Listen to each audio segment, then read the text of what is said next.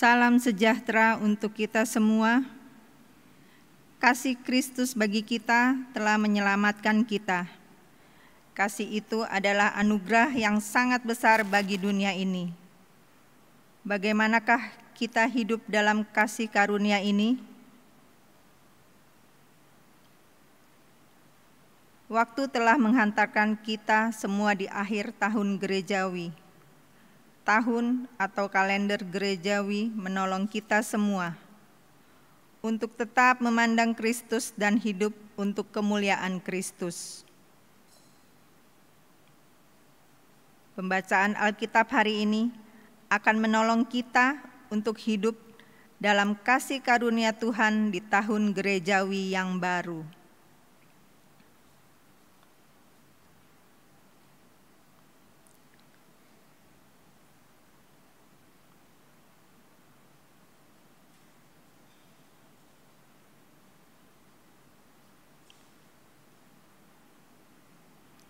Jemaat, mari berdiri untuk menyambut kehadiran Allah di tengah-tengah persekutuan kita.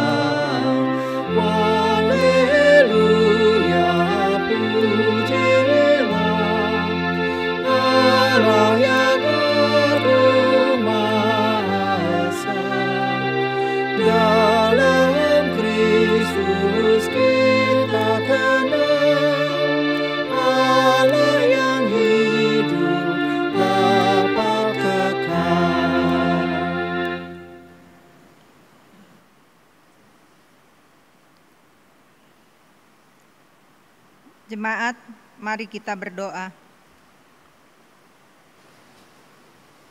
Ya Allah Pencipta, kami bersyukur untuk kesempatan yang Engkau berikan, sehingga kami dapat menerima panggilan-Mu dan beribadah pada hari ini.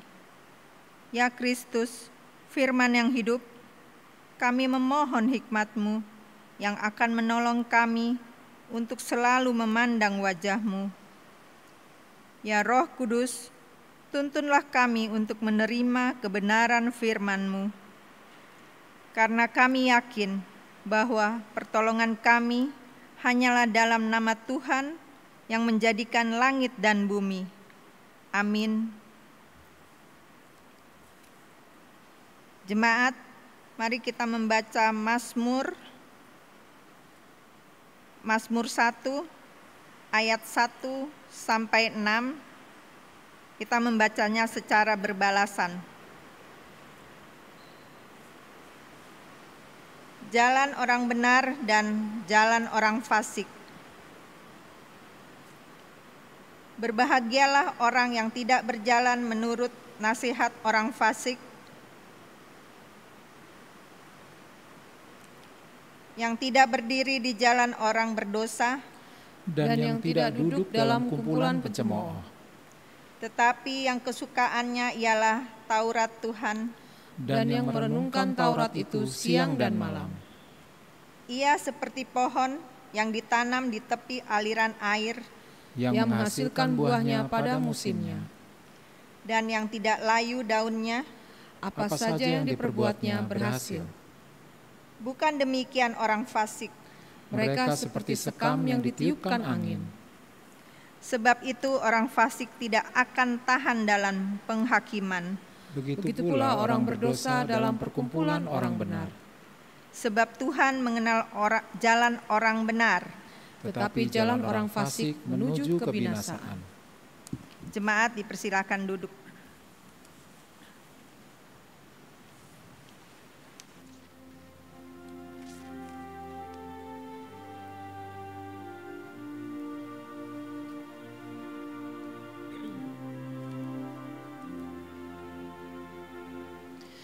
Roh Kudus ilhami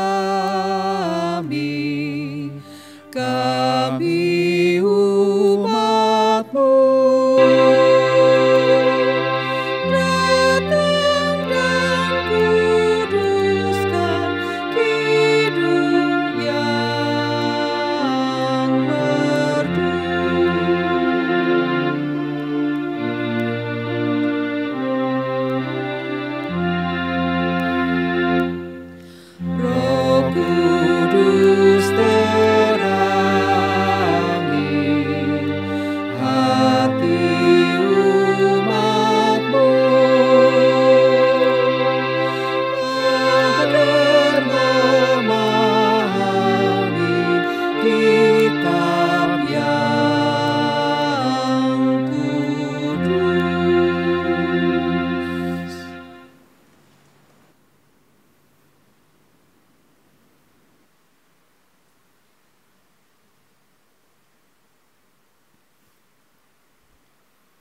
Ibu Bapak, Saudara yang dikasihi Tuhan Yesus Kristus, kita bersama akan membaca serta merenungkan firman Tuhan. Namun sebelum itu kita persiapkan terlebih dahulu bacaan Alkitab yang hendak kita baca dan renungkan bersama, yaitu dari 2 Korintus pasal 5 ayat 11 hingga 15.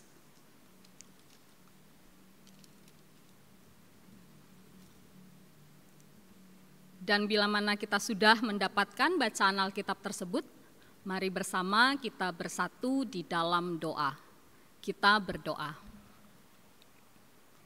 Ya Tuhan Allah kami, sungguh kami mengucap syukur di hadapan-Mu, karena kasih karunia Allah kami diselamatkan dan diberi kesempatan beribadah di hadapan-Mu pada malam hari ini. Kami percaya pada kebenaran firman Tuhanlah terletak terang sejati bagi hidup beriman kami. Namun pengetahuan kami terbatas dan kemampuan kami untuk mengetahui maksud Tuhan sungguh amatlah terbatas.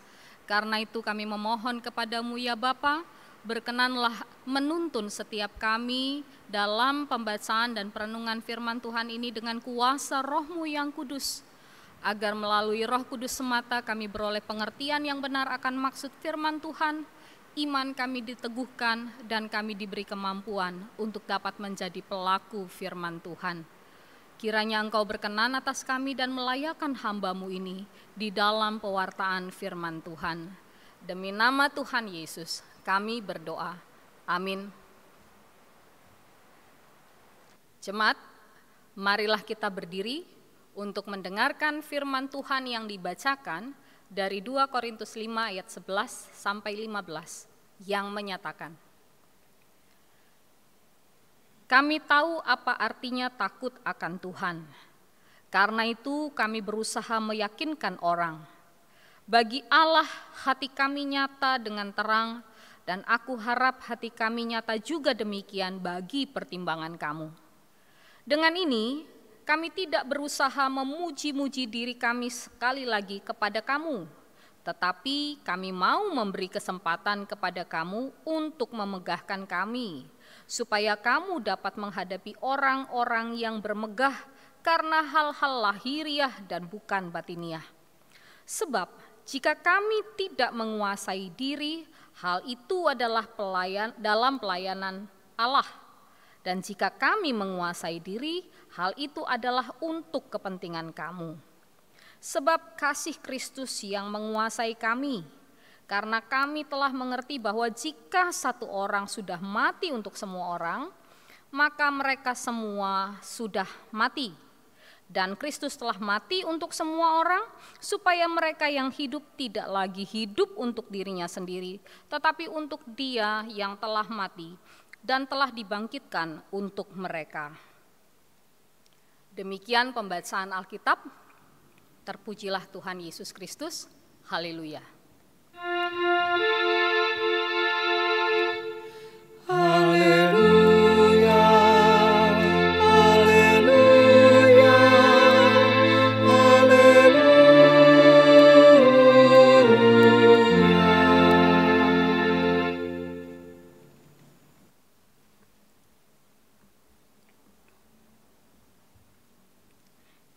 Ibu Bapa, Saudara yang dikasihi Tuhan Yesus Kristus, dalam setiap tindakan manusia, seringkali di sana terletak motif dan motivasi.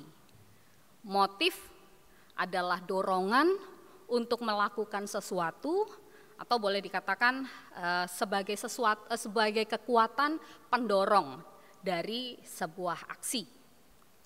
Motivasi adalah kekuatan yang mengarahkan, atau dengan kata lain menyalurkan motif yang ada pada sebuah tindakan. Nah, kalau kita misalnya melakukan sebuah tindakan menolong orang lain, tentu kitalah yang tahu atas dasar motif apa kita melakukan itu, sehingga ada motivasi mendorong kita melakukan tindakan menolong orang lain. Kalau kita menunjukkan perhatian dan kasih sayang kepada keluarga, orang-orang yang kita kasihi, tentu kita tahu motif dan motivasi yang melandasinya. Atau bahkan ketika kita beribadah di hadapan Tuhan, tentu kita dan Tuhan jelas tahu motif apa yang ada di sana dan motivasi apa yang mendorong sehingga kita melakukan tindakan ibadah itu. Sekarang kalau pertanyaannya begini, apa yang menjadi dasar bagi kita untuk hidup setia kepada Kristus? Tentu di situ ada motif dan motivasi yang melandasinya. Seringkali apa yang kita lakukan, komitmen yang kita buat, kesungguhan diri kita untuk melakukan sesuatu, benar-benar mempertimbangkan banyak hal, dan itu menentukan motif dan motivasi kita. Nah, bacaan kita kalau kita mau lihat secara keseluruhan dalam surat 2 Korintus ini akan memperlihatkan dengan jelas apa motif dan motivasi Paulus di dalam melaksanakan tugasnya sebagai Rasul Kristus. Dan berkali-kali kalau Bapak Ibu boleh membaca seluruh surat ini, surat 2 Korintus ini memperlihatkan dengan jelas bagaimana Paulus menyatakan dirinya tentang tanggung jawab melakukan pekabaran Injil Kristus. Surat ini jelas mau memperlihatkan kepada jemaat di Korintus bahwa agar jemaat menyadari yang ia lakukan, yang ia kerjakan di tengah-tengah pelayanannya sebagai Rasul Kristus adalah sebuah tindakan yang dilandasi dengan motif dan motivasi mengasihi Kristus. Sebab ia menyadari kasih Kristus jauh lebih utama, dan karena kasih Kristus itulah yang telah mengubahkan dia sehingga ia menjadi pribadi yang baru. Nah, soalnya tapi di situ ada banyak orang yang saat itu berusaha mengacaukan pelayanan Paulus. Nah, menurut perjanjiannya, ya, jadi Paulus ini ada janji mau datang ke jemaat di Korintus, tetapi rupanya agak meleset itu. Nah, ketika Paulus tidak bisa menepati janji waktu kedatangannya, orang-orang yang selama ini menggerogoti pelayanan Paulus di jemaat Korintus mulai menghembuskan soal-soal yang intinya meragukan kerasulan Paulus. Mereka berusaha menggoyahkan iman dari jemaat di Korintus. Sebuah hal yang benar-benar membangkitkan suasana yang tidak nyaman.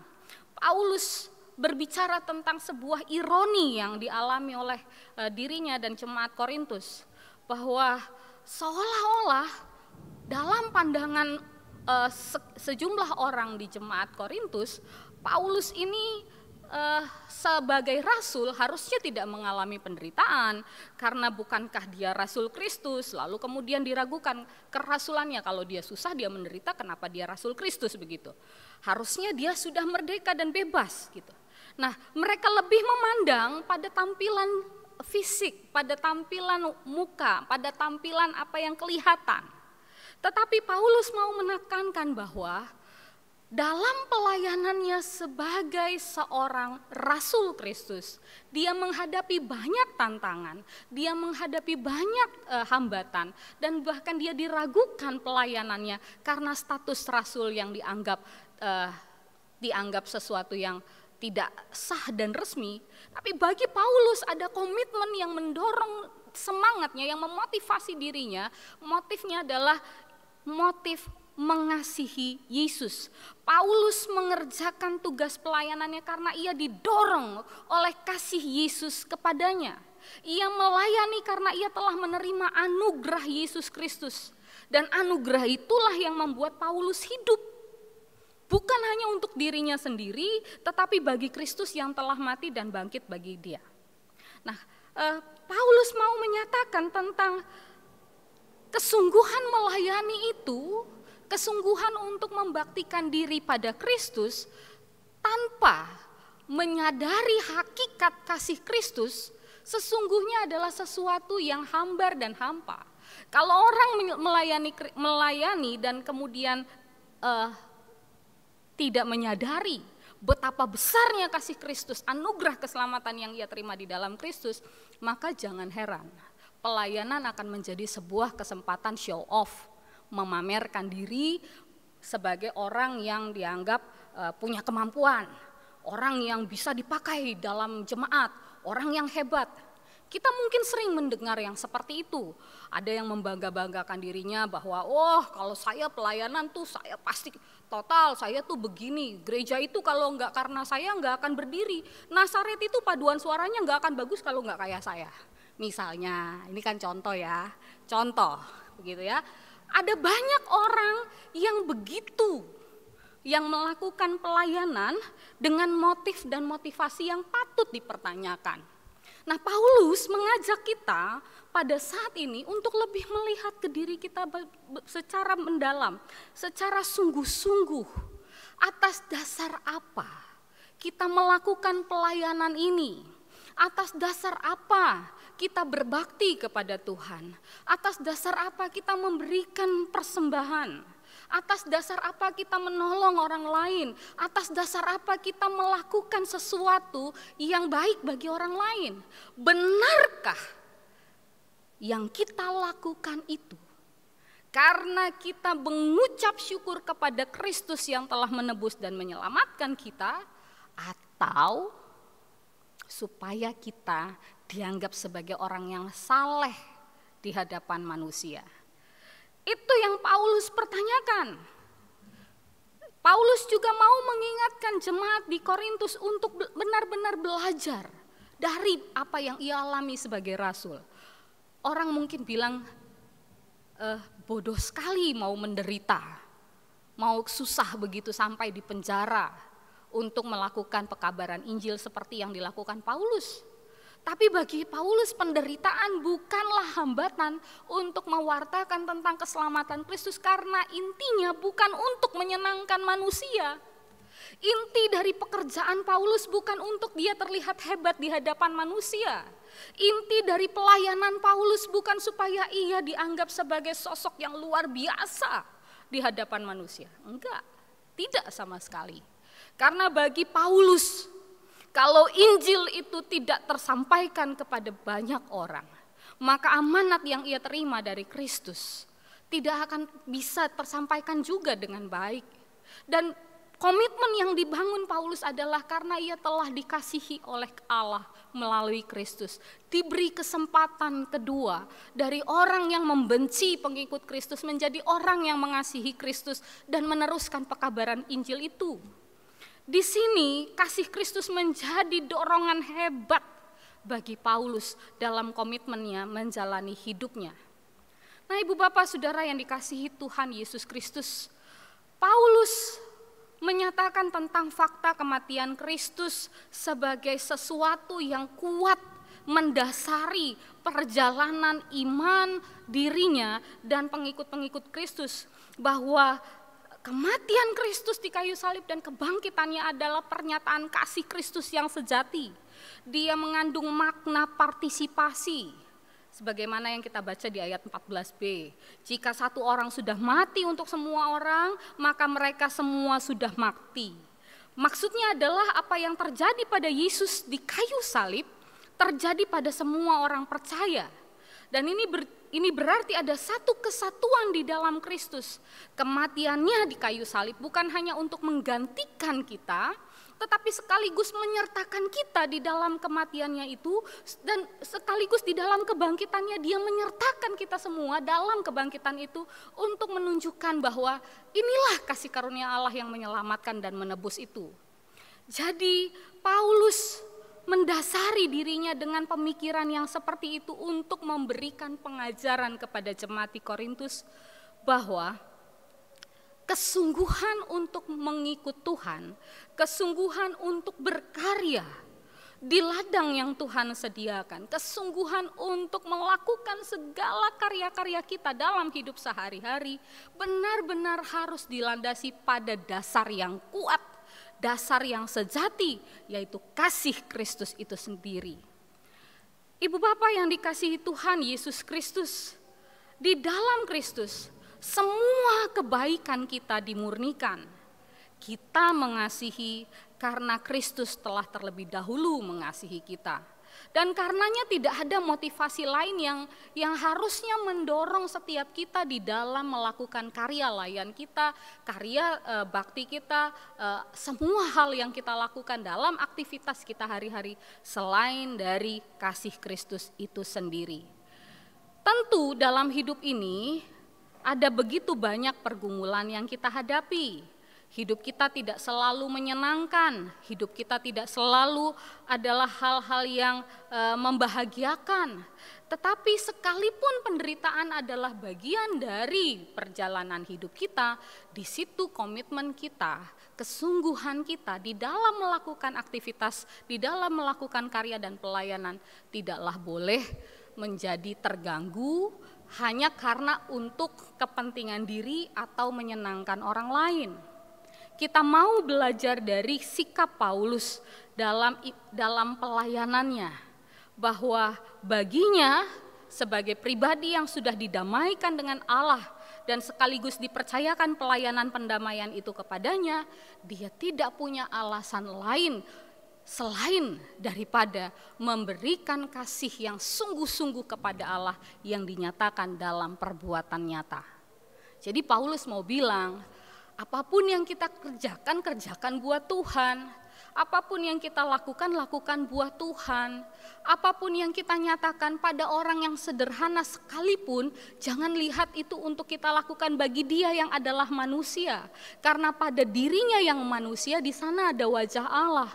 Maka lakukanlah itu sebagaimana diri kita sadar Allah mencintai kita di dalam Kristus, maka kita membaktikan diri kita dalam komitmen mengasihi Tuhan melalui orang-orang yang ada di sekitar kita, melalui pelayanan ini, melalui tanggung jawab kita masing-masing.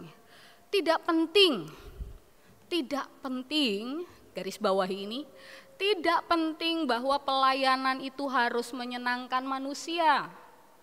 Tidak. Karena yang paling penting adalah antara kita dan Tuhan. Tuhan melihat hati kita, Tuhan melihat perbuatan kita.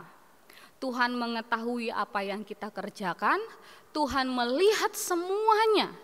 Sekalipun mungkin orang meragukan diri kita ataupun menganggap diri kita sepele dan remeh di saat melakukan karya-karya di tengah kehidupan kita, itu tidak penting. Yang penting Tuhan tahu motif dan motivasi apa yang ada pada diri kita ketika kita menjalaninya. Pentingkah kita menyenangkan hati orang? Mungkin orang lain, waduh dia baik sekali, dia suka menolong, dia suka memberi, dia suka memperhatikan orang lain.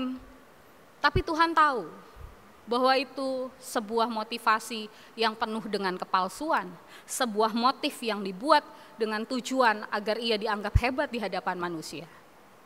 Bagi Paulus, motif dan motivasi yang seperti itu harus dikoreksi. Dan surat Paulus ini mengajak kita untuk mengkoreksi diri kita juga. Bagaimana kita bisa hidup berguna bagi sesama dengan tetap menekankan tentang ketulusan hati kita di hadapan Tuhan. Sebab kalau ukurannya untuk menyenangkan manusia, maka kita akan melakukan apapun bahkan yang melanggar sekalipun dari apa yang Tuhan kehendaki karena tujuannya untuk menyenangkan manusia. Tapi kalau kita tahu secara persis bahwa kita melakukan ini untuk Tuhan, maka kita akan sungguh-sungguh belajar bertanggung jawab pada apa yang kita kerjakan. Baik di tengah pelayanan, di tengah keluarga, di pekerjaan, bahkan dalam relasi kita dengan orang sederhana sekalipun. Kita belajar bertanggung jawab dan menjaga komitmen kita. Hidup berguna di hadapan Tuhan adalah hidup yang memastikan bahwa hidup ini bermakna dan kita menjalaninya dengan motif dan motivasi yang dilandasi pada kasih Kristus. Kalau kita tidak memahami tentang kasih Kristus yang sejati, jangan heran kalau kita mudah kecewa. Karena orang lain mungkin kurang mengapresiasi apa yang kita buat, atau kita dianggap sepele oleh orang lain, atau bahkan kita menjadi bangga, berlebihan, atau membangga-banggakan diri untuk apapun yang kita lakukan, entah di gereja, di persekutuan, atau di rumah. Tapi kalau kita sadar, kasih Kristus itu sungguh benar-benar mengubahkan hidup kita, membarui diri kita, maka kita tidak soal. Tidak diapresiasi pun kita tetap melakukan yang terbaik. Tidak dihargai pun kita tetap tersenyum dan bahagia. Ya tidak apa-apa karena Tuhan lebih penting mengetahui apa yang kita lakukan dan ketulusan yang ada pada diri kita. Dan kita tidak soal dipandang remeh sekalipun. Karena kita tahu bahwa kita sedang membangun komitmen kita dengan sungguh-sungguh dengan berlandasan kasih Kristus. Kita sedang mengerjakan ini bukan untuk manusia tapi untuk Tuhan. Paulus mengatakan satu hal ini di ayat 15. Saya bacakan lagi. Dan Kristus telah mati untuk semua orang supaya mereka yang hidup tidak lagi hidup untuk dirinya sendiri, tetapi untuk Dia yang telah mati dan telah dibangkitkan untuk mereka. Hidup untuk dirinya sendiri berarti segala sesuatu yang melandasi hidupnya. Kalau itu sesuatu yang dianggap menyenangkan dirinya, berarti kan sesuatu yang dia kerjakan hidup untuk dirinya sendiri. Tapi bagi Paulus bukan itu. Kalau orang mengenal Kristus, dia tidak hidup memikirkan tentang dirinya sendiri, tetapi untuk Dia, untuk Kristus, untuk Allah yang telah menebus dan menyelamatkan di dalam Kristus, supaya kita benar-benar diubahkan, dibarui dengan semangat iman dan spiritual yang selalu baru di dalam kasih Kristus. Sulit tidak melakukan itu? Sulit kalau ego kita begitu kuat. Tetapi kalau kita mau merendahkan diri di hadapannya, maka kita akan lihat bagaimana Allah menuntun kita di dalam rahmat-Nya menjalani setiap tanggung jawab dengan penuh ketulusan kesungguhan, membarui motif dan motivasi kita, sehingga apa yang kita kerjakan sungguh menjadi persembahan yang berkenan di hadapan Tuhan. Tuhan Yesus menolong dan memampukan kita. Amin.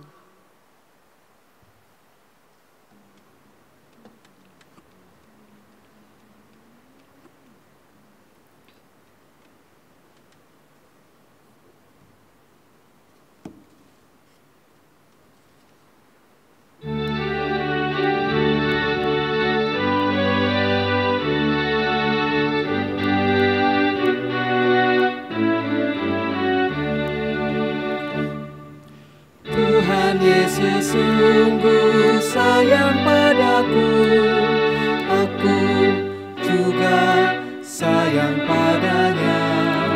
Tuhan Yesus selalu jaga diriku, aku aman dilindunginya. Ia mengajarkanku menyenangkan hatinya dengan tingkah yang benar, tutur kata yang lembut. Ia mengajarkanku taat pada firman-Nya agar aku memuliakan nama-Nya.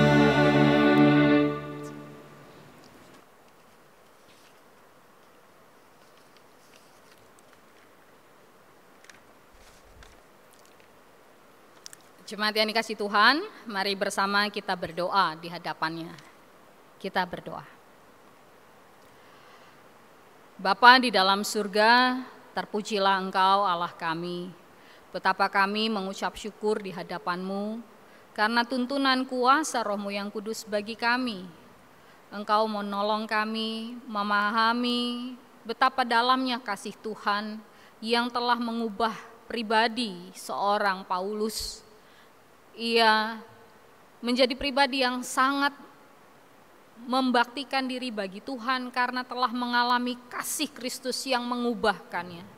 Anugerah Allah telah membarui hidupnya sehingga ia tidak lagi mementingkan kepentingan dirinya sendiri, melainkan apa yang menjadi kepentingan dan kehendak Tuhan untuk disampaikan kepada manusia.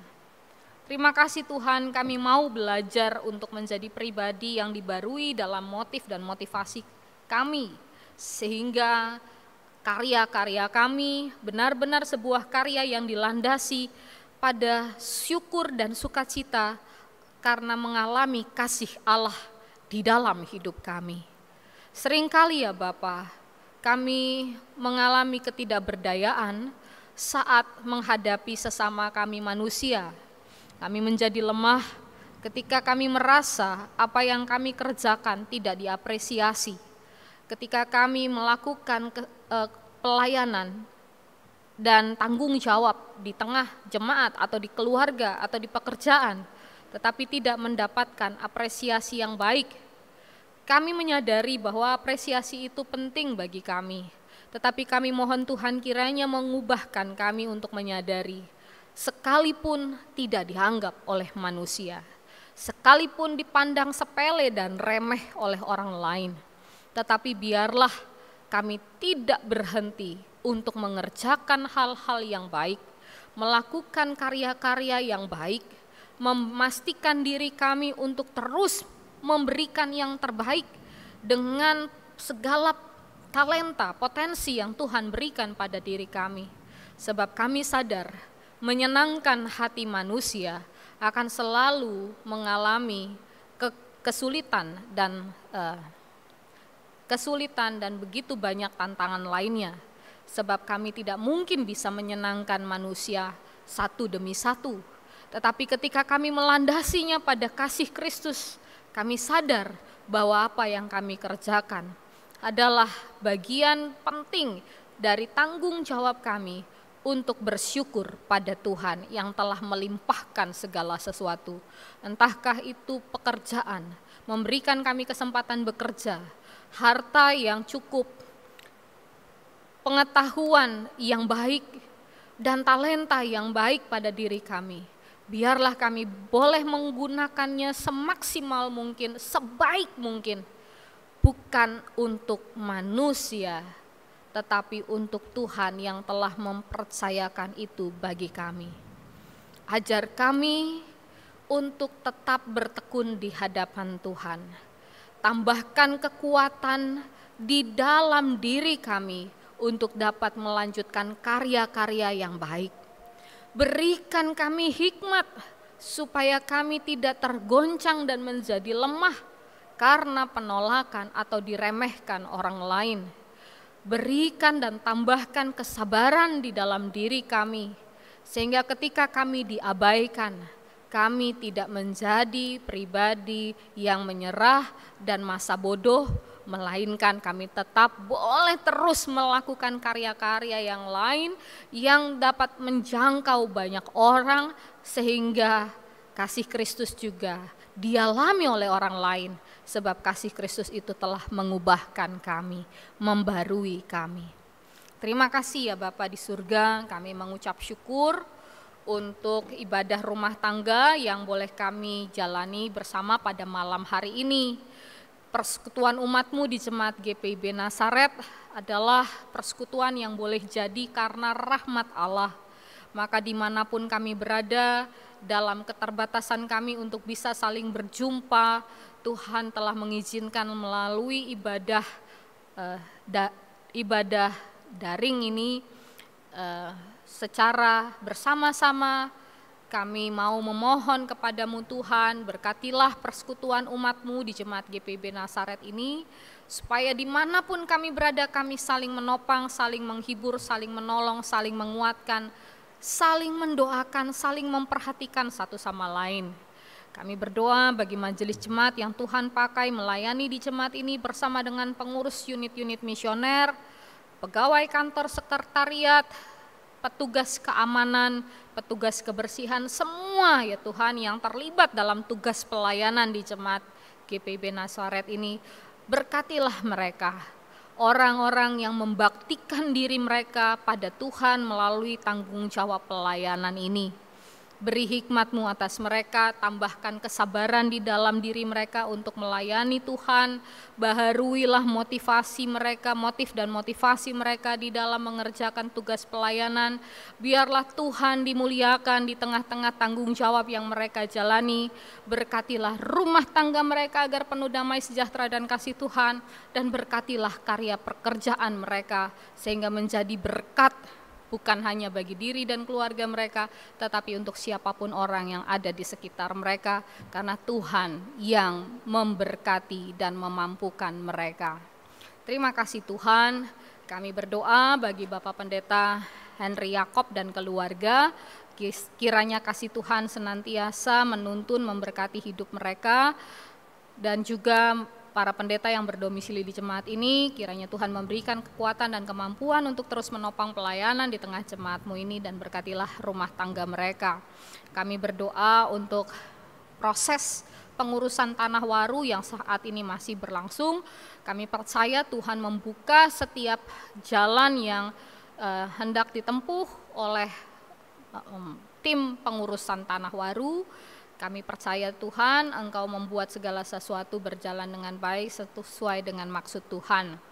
Berkatilah agar hikmat dan kebijaksanaan-Mu tetap berada di tengah-tengah para tim yang mengurus tanggung jawab ini. Demikian kami berdoa bagi katekesasi reguler, khusus, dan perkawinan yang sedang berlangsung saat ini. Kiranya Tuhan berkenan memberkati agar boleh terlaksana dengan baik. Juga kami berdoa untuk basar online GPIB Jemaat Nasaret yang akan berlangsung pada tanggal 28 dan 29 November yang akan datang. Tuhan, kami percaya juga Tuhan yang memampukan panitia basar mengupayakan agar basar ini dapat terlaksana dengan baik. Apa yang menjadi harapan melalui pelaksanaan basar ini, kiranya ya Tuhan Engkau berkenan memberkati. Kami berdoa juga untuk panitia perayaan Natal GPIB Jemaat Nasaret. Mereka sudah mempersiapkan segala sesuatunya untuk Natal jemaat. Kiranya Tuhan juga tetap memberikan kesungguhan hati pada diri panitia dalam mengerjakan tanggung jawab ini, dan menolong setiap warga jemaat untuk sungguh-sungguh mau berperan serta di dalamnya. Tentu bukan untuk menyenangkan manusia, tetapi sebagai bagian dari tanggung jawab dan rasa syukur kami kepada Tuhan yang telah menyertai dan memberkati kehidupan kami sampai pada hari ini. dan kami percaya Engkau terus memberkati, menyertai sampai akhir hidup kami. Kami mengingat warga jemaat yang dalam keadaan sakit juga berada di usia lanjut. Secara khusus kami berdoa bagi Ibu Ismiati Aritonang, Ibu Lis Juwariah, Ibu Titin Nugroho Said Suyut, Bapak Denny Adam, Ibu Nancy Poyoh yang akan dioperasi pada hari Jumat 27 November yang akan datang, Ibu Diana Kando Parinduri, Bapak Willy Nayoan, Bapak Rensi Supusepa, Bapak JJ Pratasik, Bapak Regah, Diaken Maria Besi Matupang, dan Ibu Angel Oroh yang saat ini sedang dirawat di Rumah Sakit Kartika. Ya Tuhan, kuasa dan kasih-Mu kiranya memberkati setiap saudara-saudara yang kami doakan ini.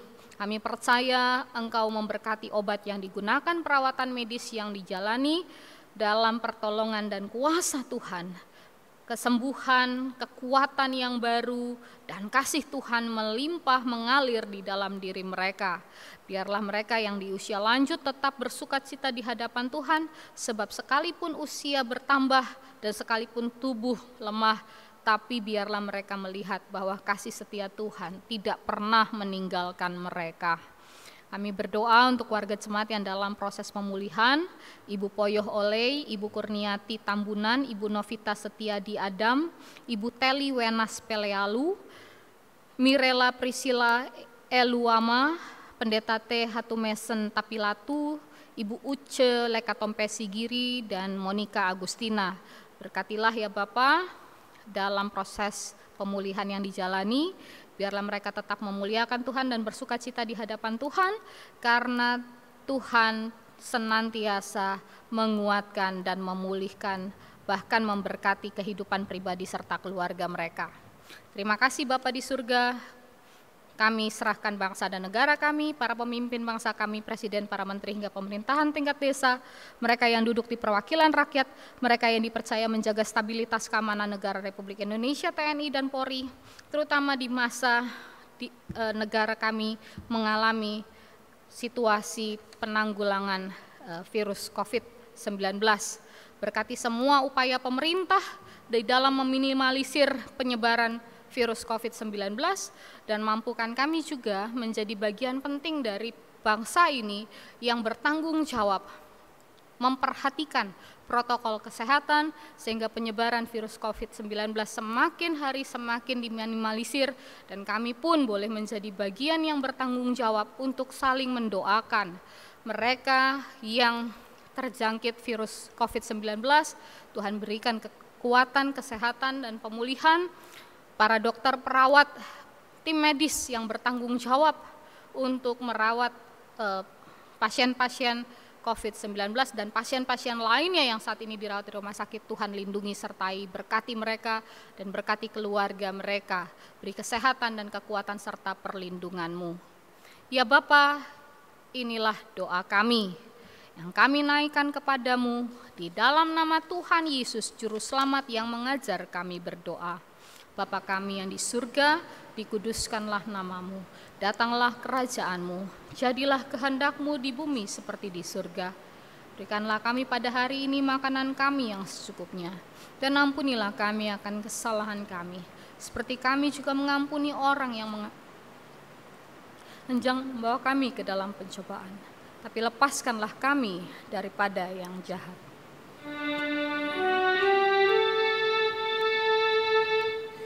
Karena Engkaulah yang mempunya kerajaan dan kuasa dan kemuliaan sampai selama-lamanya. Amin.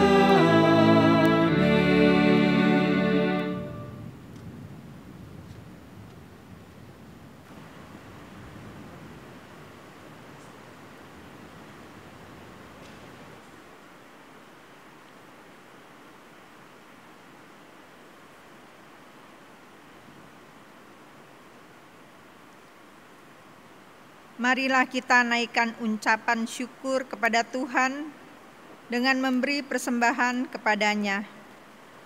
Dengarlah ayat Alkitab dari Lukas 6 ayat 38 yang menyatakan, "Berilah dan kamu akan diberi." Suatu takaran yang baik, yang dipadatkan, yang digoncang, dan yang tumpah keluar akan dicurahkan ke dalam ribaanmu. Sebab ukuran yang kamu pakai untuk mengukur akan diukur kepadamu.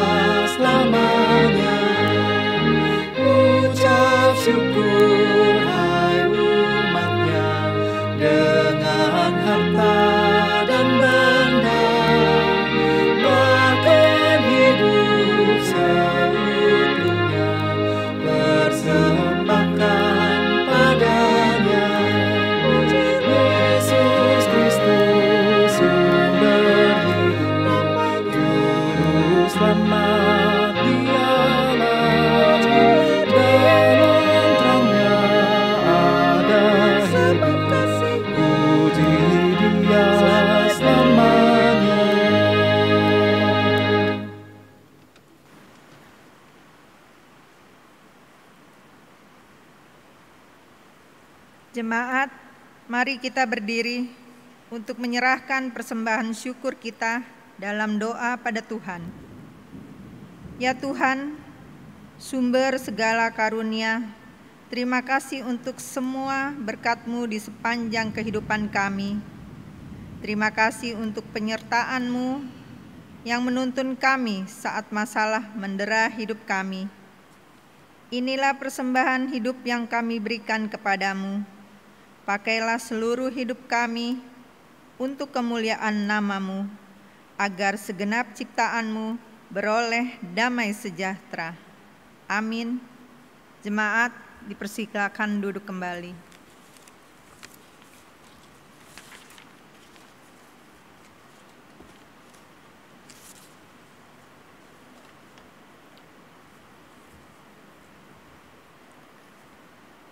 Warta Ibadah Keluarga 25 November 2020. Basar online GPIB Jemaat Nasaret. Mohon dukungan doa dan partisipasi jemaat dalam rangka basar online GPIB Jemaat Nasaret yang akan dilakukan secara online pada tanggal 28-29 November 2020 pukul 8 sampai 16 sampai 18 WIB. Basar ini merupakan kegiatan rutin aksi dana untuk kas gereja yang dilakukan setiap tahun dengan tujuan memenuhi anggaran belanja program jemaat. Pada tahun ini, basar dilakukan tidak dengan metode biasanya, melainkan dilakukan secara online karena kondisi pandemi COVID-19. Untuk detail mekanisme basar online ini disosialisasikan via warta jemaat dan media lainnya ataupun melalui korsek seksek masing-masing sektor. Untuk informasi dan keterangan lebih lanjut bisa menghubungi Komisi PEG Ibu Juniko Lopulalan C. Patiratu atau Nini di 0821 2308 7199. Mari ramaikan basar online ini dari kita untuk kita buat gereja. Ibadah Pelkat PKB.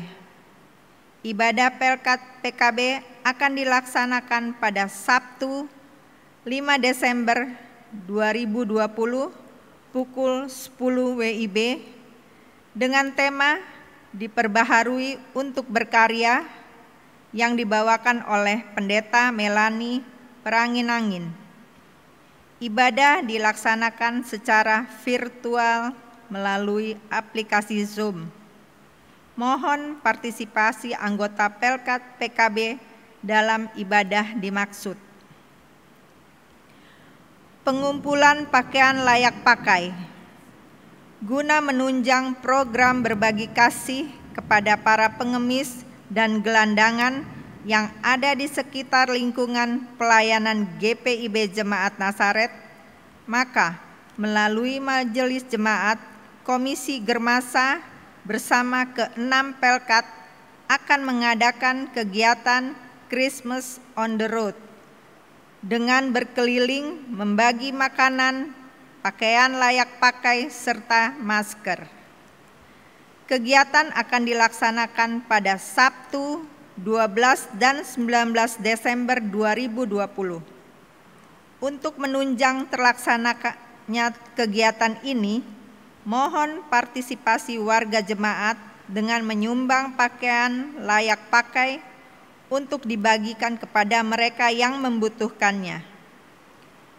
Untuk informasi dan koordinasi pengumpulan dapat menghubungi Bapak Yan Daulima PKB 0812 1856 2592, Bapak Yohanes Auri PKLU di 0813 1474 2032. Pengumpulan selambat-lambatnya sampai dengan Sabtu 5 Desember 2020.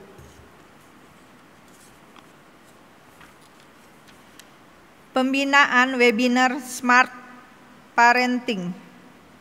Pelkat PA GPIB Jemaat Nasaret mengajak ibu dan bapak dari Pelkat PA, PT, PKP, PKB, GPIB Jemaat Nasaret untuk mengikuti webinar dengan topik Smart Parenting, peran orang tua di masa pembelajaran jarak jauh atau online di era pandemi. Tujuan webinar ini agar orang tua tahu bagaimana cara mendampingi anak dalam belajar di masa pandemi ini. Pembinaan akan diadakan melalui aplikasi Zoom pada hari Sabtu 5 Desember 2020 pukul 13 sampai 15 WIB. Bagi jemaat GPIB Nasaret yang ingin ikut berpartisipasi dapat menghubungi Enci Moldi di 0895 3917 23971 dan Cinoni di 0852 1650 8861. Pendaftaran sangat terbatas. Untuk peserta dari warga Jemaat Nazaret tidak dikenakan biaya. Perjamuan kudus dalam ibadah Minggu 6 Desember 2020 pukul 10 WIB akan dilaksanakan perjamuan kudus. Ibadah dilaksanakan secara virtual. Mohon partisipasi warga Sidi Jemaat dalam ibadah dimaksud. Pelayanan penyemprotan disinfektan.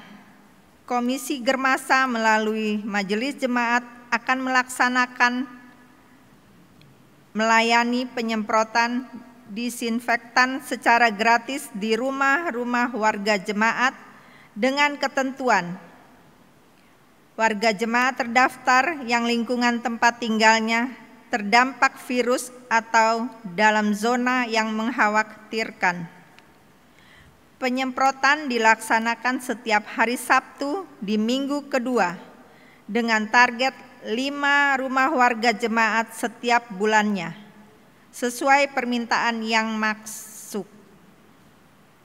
Permintaan penyemprotan dapat dilakukan melalui masing-masing korsek atau seksek paling lambat 1 minggu sebelum hari pelaksanaannya. Warga jemaat yang akan dilayani wajib melaporkan kegiatan ini ke pihak RT setempat agar tidak ada kesalahpandangan. Khusus untuk penyemprotan di bulan Desember akan dilaksanakan pada hari Sabtu 12 Desember 2020. Rekondisi infrastruktur bangunan. Telah dilaksanakan pekerjaan reparasi 2 penangkal petir GPIB Jemaat Nazaret pada minggu yang lalu. Saat ini sedang berlangsung pelaksanaan pekerjaan rekondisi instalasi listrik, ruang serbaguna, ruang ibadah, dan pastori GPIB Jemaat Nazaret.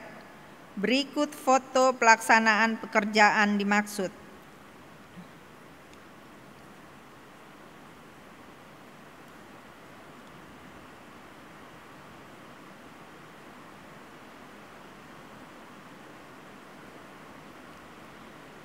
Pelayan firman malam ini, Pendeta Dewi Sinta Bratanata, Pendeta Studi Lanjut GPIB. Kepada pelayan firman, tim live streaming, pemain instrumen, pemandu lagu, Majelis Jemaat mengucapkan terima kasih atas pelayanannya. Tuhan Yesus memberkati.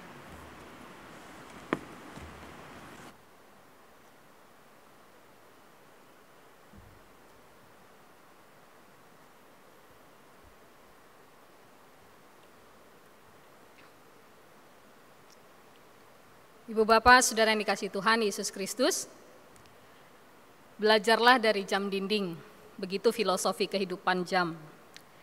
Dilihat orang atau tidak, ia tetap berdenting, ia tetap berjalan berdetak. Dihargai orang atau tidak, ia tetap berputar. Walau tidak ada seorang pun mengucapkan terima kasih, ia tetap bekerja. Setiap jam, setiap menit, bahkan setiap detik.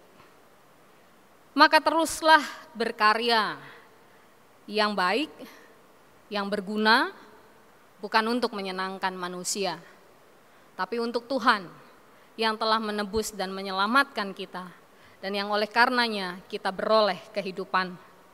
Sekali-kali mungkin kita ditolak dalam karya kita, sekali-kali mungkin kita diabaikan dalam karya kita.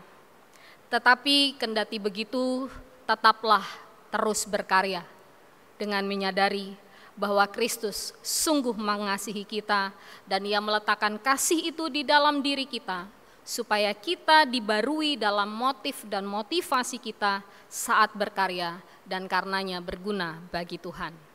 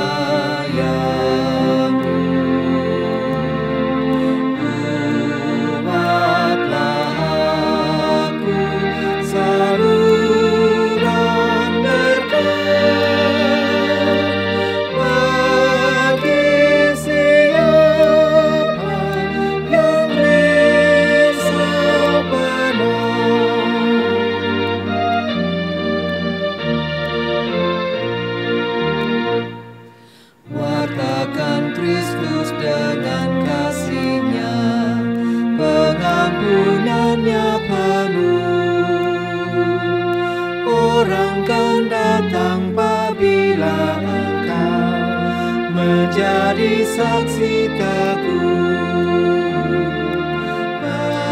Pakailah aku jalan berkat-Mu, memancarkan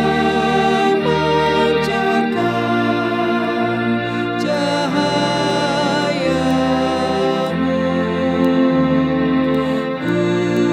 Buatlah aku saluran berkat bagi siapa yang risau benar.